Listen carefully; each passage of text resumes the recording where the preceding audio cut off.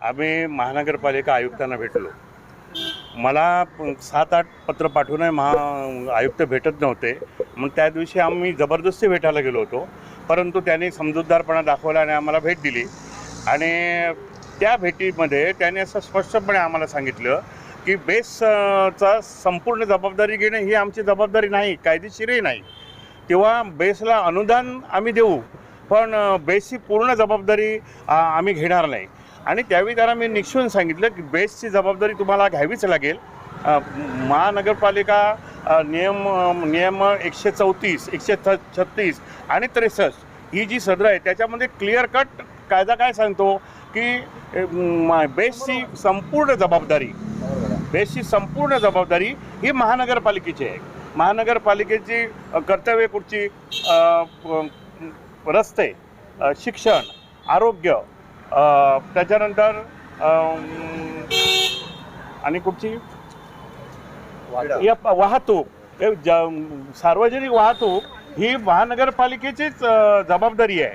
असं असताना फक्त मुंबई महानगरपालिका, या महाराष्ट्रातली, या देशातल्या सगळ्या महानगरपालिका या सगळ्या जबाबदाऱ्या पार पडत आहेत. सार्वजनिक आरोग्याची जबाबदारी पार पडली जाते, रस्ते बनले जातात सगळं. पण ही जी सार्वजनिक व्यवस्था जी बेसने निर्माण केलेली आहे त्या ठिकाणी मात्र हात आखडता घेतला जातो आहे. आणि 1888चा महानगरपालिका कायदा असं सांगतोय की कोणत्याही परिस्थितीमध्ये बेसला संपूर्णपणे उभं करण्याचं काम महानगरपालिकेला करावं लागेल. सागरी सेतू बांधणं ही जबाबदारी महानगरपालिकेची नाही. त्याच्या ठिकाणी महानगरपालिका तिथे कोणाच्या तरी सल्ल्याने पैसा खर्च करते.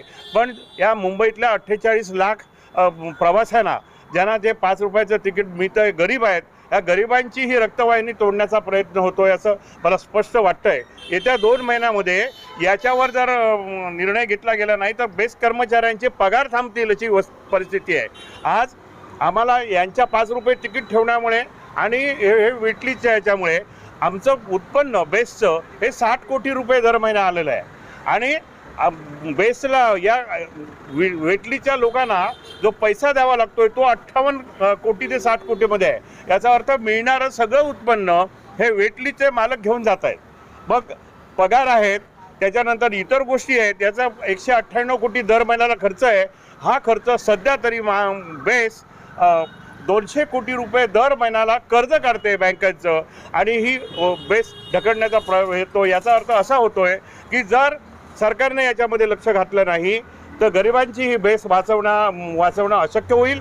2 महिन्यामध्ये नंतर लोकांचे पगारही मिळणार नाही अशी परिस्थिती निर्माण केलेली आहे. याला संपूर्ण हे सरकारने करार करतानाच लिहिलेलं आहे की 4000 बसेस आम्ही बेसच्या ठेवू. त्याच्यासाठी लागणारा बेसचा कर्मचारी वृंद हा असेल. आणि मग उर्वरित हे लोकांची हे बघून आम्ही वेटलिस्टला परवानगी देऊ. आता असं झालं आहे की 2200 गाड्या वेटलिस्टच्या आहेत आणि फक्त 700 गाड्या आमच्या बेसच्या राहिलेल्या आहेत. आणि 35,000 बेसचा कर्मचारी होता तो 22,000वर आलेला आहे. मागच्या 8-10 वर्षामध्ये रिटायर झालेल्या एकाही कर्मचाऱ्याच्या ठिकाणी दुसरा कर्मचारी घेण्यात आलेला नाही. आणि काळीफीत लावून आम्ही माझे 24,000 कर्मचारी आणि या मुंबईतल्या म्हणून मी आज उद्धवजींना भेटायला आलेलो होतो. उद्धव साहेबांनी तर मला सहकार्य केलेलं आहे. त्यांनी सांगितलं उद्या या मुंबईतला सर्वसाधारण बेसमध्ये प्रवास करणारा मराठी अमराठी सगळा नागरिक उद्या काळी फीत लावून तुमच्या या आंदोलनामध्ये सहभागी होईल अशा तऱ्हेचं आश्वासन मला माननीय उद्धवजींनी दिलेलं आहे. हे आंदोलन करण्याच्या पाठीमागे हे खाजगीकरण थांबवा ताबडतोब.